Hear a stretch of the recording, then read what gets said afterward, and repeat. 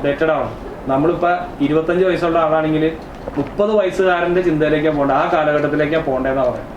അപ്പോൾ എന്ന് പറഞ്ഞതുപോലെ തന്നെയാണ് നിങ്ങൾ ഇന്ന് കാണുന്നത് പോലും അല്ല, നാളെ ഈ ഫീൽഡിലേക്ക് എന്താ വരാൻ പോണേന്ന് ഇന്ന് ചിന്തിക്കുന്ന ആളുകളാണ് 5 വർഷം കഴിയുമ്പോൾ ഈ ഫീൽഡിൽ ഉണ്ടാവുന്നത്.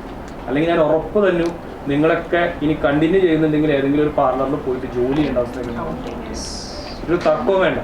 അതൊന്നും നമ്മൾ ഈ തരത്തിലുള്ള കാര്യങ്ങൾ ഒരു 5 വർഷം മുന്നോട്ട് കാണാൻ പറ്റിയില്ലെങ്കിൽ നമ്മളൊക്കെ ഫീൽഡിൽ നിന്ന് ഔട്ടായി.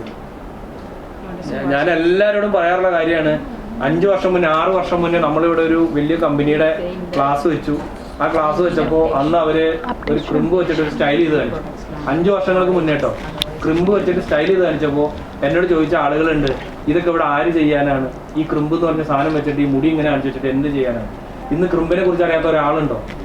അവര് 2.5 വർഷം കഴിഞ്ഞപ്പോൾ എന്നോട് ചോദിച്ചു, സാബു ചേട്ടാ ഇങ്ങനെ ഓൺലൈനിൽ ഞാനൊരു ക്രിമ്പ് എന്ന് പറഞ്ഞ സാധനം കണ്ടു, ഇവിടെ ഉണ്ടോ? അതുവരെ നോക്കുന്നില്ലേ? ഇപ്പൊ അത് തന്നെ ക്രിമ്പ് തന്നെ വേരിയന്റ് ആയി കഴിഞ്ഞു. അപ്പോ അത് അന്ന് കാണാത്ത ആളുകള് നമ്മൾ അന്ന് ഇവിടെ അത് ഇംപ്ലിമെന്റ് ചെയ്യാൻ ശ്രമിച്ചപ്പോൾ അല്ലെങ്കിൽ അതിനെക്കുറിച്ച് പരിചയപ്പെടുത്താൻ ശ്രമിച്ചപ്പോൾ 99% വരുന്ന നമ്മുടെ ബ്യൂട്ടീഷ്യൻ സമൂഹവും അതിനെതിരെ മുഖം തിരിച്ചു. പക്ഷേ അതിനെ എടുത്തോണ്ട് മുന്നോട്ട് പോയ കുറെ ആളുകളുണ്ട്, അവരിന്ന് ഈ ഫീൽഡിൽ ഫേമസ് ആണ്. അപ്പോൾ അത്തരത്തിലുള്ള അപ്ഡേഷൻ വരുമ്പോൾ ഇതൊന്നും നമുക്ക് പറ്റിയ പരിപാടിയല്ല എന്ന് ചിന്തിക്കുന്ന കുറെ ആളുകളുണ്ട്. അവരിപ്പോഴും പോയ ബസ്സിന് കൈ കാണിച്ചുകൊണ്ടിരിക്കുക, അവർ കഴിഞ്ഞു പോയ ബസ്സിന് പുറകിൽ നിന്ന് കൈ കാണിച്ചുകൊണ്ടിരിക്കുക. അതുകൊണ്ട് നിങ്ങൾക്ക് എങ്ങും എത്താൻ കഴിയും. ഞാൻ ഇപ്പം നിങ്ങൾക്ക് എഴുതി തരാം. ഈ ഫീൽഡിൽ വരുന്ന ഡ്രാസ്റ്റിക് ആയിട്ടുള്ള ചേഞ്ച്, ഈ ഫീൽഡിലേക്ക് വരുന്ന ഇൻവെസ്റ്റേഴ്സ്, ഈ ഫീൽഡിലേക്ക് വരുന്ന കമ്പനികൾ, ഇതൊക്കെ നിങ്ങൾ പഠിക്കണം.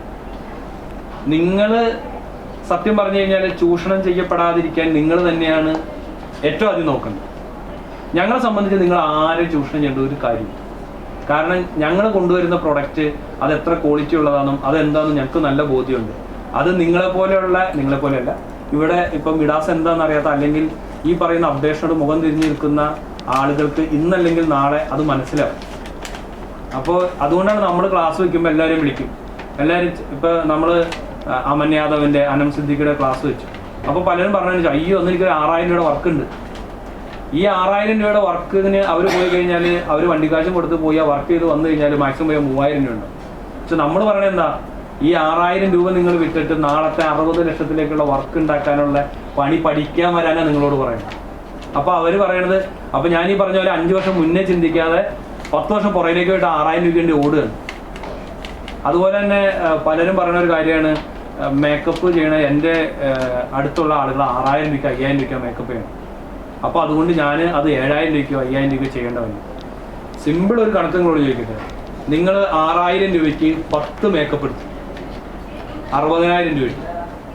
ഈ 10 ദിവസം നിങ്ങളുടെ പോയി വരുന്ന ചിലവ്, നിങ്ങളുടെ എഫർട്ട്, നിങ്ങൾ ഉപയോഗിക്കുന്ന പ്രോഡക്റ്റ്, ലാസ്റ്റ് എന്തുണ്ടാവും നിങ്ങൾക്ക് ബാലൻസ്?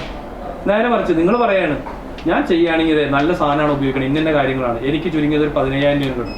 നിങ്ങൾ 3 വർക്കാണ് ചെയ്യുന്നു, കാശ് എത്ര കിട്ടും? നിങ്ങളുടെ എഫർട്ട് എവിടെയാണ്? അതിനൊരു വാല്യൂ ഉണ്ടാവും. നിങ്ങൾ 6000 രൂപയ്ക്ക് മേടിക്കുന്നത് മേക്കപ്പിന് എന്ത് ഔട്ട്പുട്ട് നിങ്ങൾക്ക് കൊടുക്കാൻ കഴിയും? അല്ലെങ്കിൽ പിന്നെ നല്ല പ്രൊഡക്റ്റ് ഉപയോഗിക്കുമ്പോൾ അത്തരത്തിലുള്ള കയ്യിൽ നിങ്ങളുടെ കാശോ നിങ്ങൾക്കൊന്നും ഉണ്ടാവില്ല.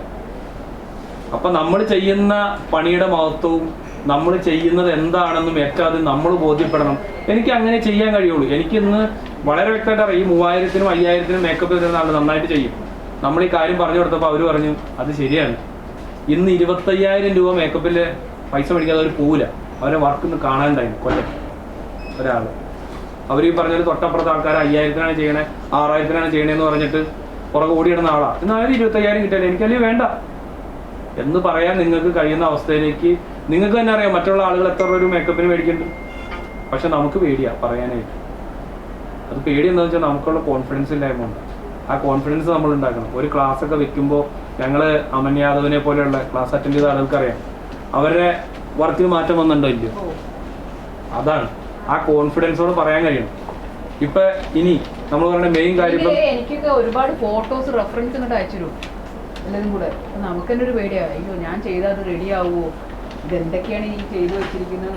പുള്ളിയുടെ ക്ലാസ് അറ്റൻഡ് ചെയ്തപ്പോൾ അവരിത് ഞാൻ അങ്ങോട്ട് ചോദിക്കാൻ തുടങ്ങി, ഇതാ നിങ്ങൾക്ക് ഇഷ്ടപ്പെട്ട ഫോട്ടോസ് ഇങ്ങോട്ട് അയച്ചോളൂ, ഹെയറിന് എന്തും ചെയ്യാന്നുള്ളൊരു ഇതാണ് നമ്മുടെ ക്ലയന്റ് ചോദിക്കാൻ പോണത് നിങ്ങളോട് ഇതാണ്. കാരണം എനിക്ക് കല്യാണം കഴിക്കാനുള്ള 20-22 വയസ്സായ കുട്ടികളാണ്. അവര് നിങ്ങളോട് ഇപ്പൊ നിങ്ങൾ നോക്കിക്കേ, ഒരു ഇതുപോലെ തന്നെയാണ് ഒരു 3 വർഷം മുന്നേ അമൻ യാദവ് ഫസ്റ്റ് ക്ലാസ് ഇവിടെ ചെയ്തു പറഞ്ഞത് ആർക്ക് നോർത്ത് ഇന്ത്യൻ സ്റ്റൈല്. ഇന്ന് നോർത്ത് ഇന്ത്യൻ സ്റ്റൈലല്ലാത്തൊരു നല്ലൊരു ബ്രൈഡിനെ ഇവിടെ ആരെങ്കിലും കണ്ടിട്ടുണ്ടോ? നിങ്ങൾ ഇവിടെ വർക്ക് ചെയ്യുന്ന ആരെടുത്ത് നോക്കിക്കോ, ഒരു നോർത്ത് ഇന്ത്യൻ പാറ്റേൺ അവരുടെ ഹെയറിലില്ലാത്ത നല്ലൊരു വർക്ക് നിങ്ങൾക്ക് കാണിച്ചു തരാൻ കഴിയില്ല. നോർത്ത് ഇന്ത്യൻ സ്റ്റൈൽ എന്ന് പറയുമ്പോൾ നമ്മൾ വിചാരിക്കുന്ന അതേ പാറ്റേൺ അല്ല. ആ നോർത്ത് ഇന്ത്യൻ സ്റ്റൈൽ എന്ന് പറഞ്ഞാൽ അവർ കാണിക്കുന്ന ടെക്നിക്സിൽ ചില കാര്യങ്ങൾ മെയിൻലി ഇപ്പോൾ മുസ്ലിം ബ്രൈഡ്സിന് ചെയ്ത് കഴിഞ്ഞാൽ അവരുടെ ഹെയർ കൂടുതലും നമുക്ക് ചെയ്യാനില്ല. പക്ഷെ അവരുടെ ഫ്രണ്ട് പോർഷൻ നമ്മൾ ലൈൻസ് ഇട്ടിട്ട് ഇങ്ങനെ ഒരു സൈഡിലേക്ക് വെച്ച് കഴിഞ്ഞാൽ അതാണ് ചെയ്യാനുള്ളത്. അല്ലാതെ അയാൾ വന്നിട്ട് എന്താണോ പഠിപ്പിക്കുന്നത് അത് അങ്ങനെ ചെയ്യാനല്ല. പക്ഷെ ആ ലൈൻ ഇടാനും അത് പെർഫെക്റ്റോടെ ചെയ്യാനും അപ്പോഴേ നിങ്ങൾക്ക് പറയുന്ന കാശിട്ടുള്ളൂ, നിങ്ങൾക്ക് വാല്യൂ ഉണ്ടാവും. ആ തരത്തിലേക്ക് ചെയ്യാൻ ആദ്യം എന്താ ചെയ്യേണ്ടത്? നമ്മൾ തന്നെ സ്വയം പാകപ്പെടണം. ഞങ്ങളുടെ കുഴപ്പം എന്താണെന്ന് നമ്മൾ മനസ്സിലാക്കിയിട്ട് ഇത്തരത്തിലുള്ള ഓപ്പർച്യൂണിറ്റികൾ കിട്ടുമ്പോൾ അത് യൂസ് ചെയ്യാൻ തയ്യാറാണ്. പലരും ഇങ്ങനെ എന്നെ വിളിക്കും പറയാറുണ്ട്, അയ്യോ അന്ന് എനിക്ക് അവിടെ വർക്ക് ഉണ്ട്. ഈ വർക്ക് എന്ന് പറഞ്ഞാൽ എനിക്ക് 6000 രൂപയുടെ വർക്ക് പോലും അല്ല, അതിനുവേണ്ടി ഓടുകയാണ്. നാളത്തെ 60 ലക്ഷം ഉണ്ടാക്കാനുള്ള പണിയുണ്ട്. അപ്പൊ ഈ നോർത്ത് ഇന്ത്യൻ വർക്ക് എന്ന് പറയുമ്പോൾ തലതിരിക്കുന്ന ആ കാലഘട്ടത്തിൽ നിന്ന് പോയി ഇന്ന് അതിന് പുറകെ ആളുകൾ ഓടണ അവസ്ഥയായി. അന്ന് ഈ പറഞ്ഞ രീതിയിൽ ഇതൊക്കെ ആര് ചെയ്യാൻ പറ്റുമെന്ന് പറഞ്ഞോടുന്ന് ഇന്ന് ഇത് എവിടെ പഠിക്കാൻ പറ്റുമെന്ന് പറഞ്ഞ ഓടണ ആളുകളായി. അപ്പോ ഞാൻ ഇന്ന് വന്ന ആളോട് പ്രത്യേകം പറയാണ്, നിങ്ങൾ ചിന്തിക്കാത്ത രീതിയിൽ ഇപ്പോഴത്തെ ഈ മാറ്റങ്ങൾ പോലും ഞാൻ ഈ പറഞ്ഞ പോലെ പോയ ബസ്സിന് കൈ കാണിക്കലാണ്. നിങ്ങൾ എത്ര മുന്നോട്ട് നോക്കിക്കഴിഞ്ഞാലും നിങ്ങൾ മുന്നിൽ കാണുന്നത് നിങ്ങളുടെ സമീപത്ത് അറിയപ്പെടുന്ന ഒരാളെ. ആ ആളെ ഫോക്കസ് ചെയ്താൽ 5 വർഷം കഴിയുമ്പോൾ നിങ്ങൾ ആ നിൽക്കുന്ന ആളുടെ ലെവലിലേക്ക് എത്തുള്ളൂ. നിങ്ങൾ നോക്കേണ്ടത് ഇൻഡസ്ട്രിയിൽ ബോംബെ, ഡൽഹി പോലെയുള്ള ഇതിന്റെ ഹബ്ബായിട്ട് സ്ഥലങ്ങളിൽ എന്ത് സംഭവിക്കണം. നിങ്ങളോട് ഒരാളോട് പറയാണ് നിങ്ങളൊരു ഫാഷൻ മേക്കപ്പ് ചെയ്യണമെന്ന് പറഞ്ഞാൽ കോൺഫിഡൻസോടെ ചെയ്യാൻ പറ്റുന്ന എത്ര പേര്? ഒരു പരസ്യത്തിന് വേണ്ടിയിട്ട്, ഒരു ആഡിന് വേണ്ടിയിട്ട് ഒരു വർക്ക് ചെയ്യണമെന്ന് പറഞ്ഞാൽ കോൺഫിഡൻസോടെ ചെയ്യാൻ പറ്റുന്ന എത്ര പേരുണ്ട്? ഒരാളും ചെയ്യൂല. ആ വർക്കുകൾ കാണില്ല.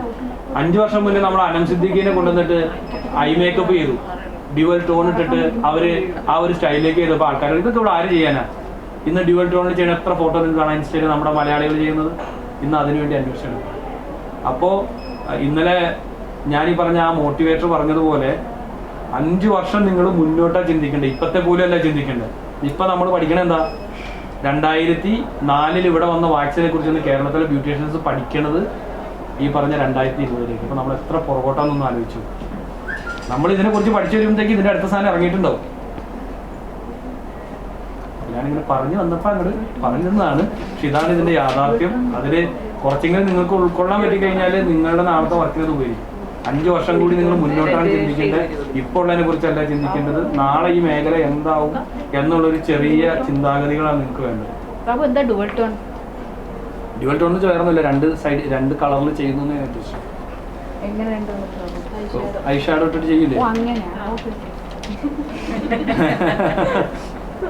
അന്ന് പറഞ്ഞപ്പോൾ ആളുകൾ എന്താ പറയാ, അയ്യോ ഇത് കാര്യം ചെയ്യാം, നമ്മുടെ നാട്ടിലൊന്നും കാര്യം ചെയ്യൂല. നിങ്ങളുടെ നാട്ടിൽ ചെയ്യില്ലെങ്കിൽ നിങ്ങൾ ചെയ്യണം, ചെയ്തിട്ട് കാണിച്ചു കൊടുക്കണം. അപ്പോഴേ നാളെ ഒരാൾ പറയുള്ളൂ. അതല്ലാതെ എല്ലാവരും ചെയ്ത് കഴിഞ്ഞത് നിങ്ങൾ ചെയ്തിട്ട് എന്താ കാര്യമുള്ളത്? അതിനൊരു കാര്യം ഉണ്ടാവില്ല. ഇത് മറ്റേ ആൾ ചെയ്തതാന്ന് പറയും. അതുകൊണ്ടാണ് പുറത്തുനിന്നൊക്കെ നമ്മളൊരു ആർട്ടിസ്റ്റിനെ കൊണ്ടുവരുമ്പോൾ അയാൾ എത്ര അപ്ഡേറ്റഡ് ആയിരിക്കും. ചിലപ്പോൾ നിങ്ങൾക്ക് അയാൾ പറയുന്ന കാര്യങ്ങൾ 10% കിട്ടുള്ളൂ. പക്ഷെ ആ 10% ഇവിടെ ഇംപ്ലിമെന്റ് ചെയ്താൽ നിങ്ങൾ അറിയപ്പെടുന്ന നിലയിലേക്ക് വരും. അതാണ് അതിന്റെ കാര്യം. നേരെ മറിച്ച് നമ്മൾ ഇവിടെ കാണുന്ന കാര്യങ്ങളാണ് വലുതെന്ന് കണ്ടിട്ട് അതിന്റെ പുറകെ ഓടാൻ തോന്നിക്കഴിഞ്ഞാൽ ഇതേ ആളുകൾ നിങ്ങളുടെ മുന്നിൽ 5 വർഷം പോകുമ്പോൾ നിങ്ങൾ ഈ ലൈനിലേക്ക് എത്തിയിട്ടുണ്ട്. അപ്പൊ അതുകൊണ്ട് ഈ അപ്ഡേറ്റ്, ഈ പ്രൊഫഷൻ, ഈ ഇതിൽ നിങ്ങൾ വേറെ ഒന്നും വേണ്ട. അപ്ഡേറ്റഡ് അല്ലെങ്കിൽ നിങ്ങൾ പുറന്തള്ളപ്പെട്ടു, ഒരു തർക്കവും വേണ്ട. അപ്ഡേറ്റഡ് അല്ലേ ഔട്ട്ഡേറ്റഡ് ആയിട്ട് ഫീൽ ചെയ്യുന്നു. അതാണ്. Thank you. അതാണ്.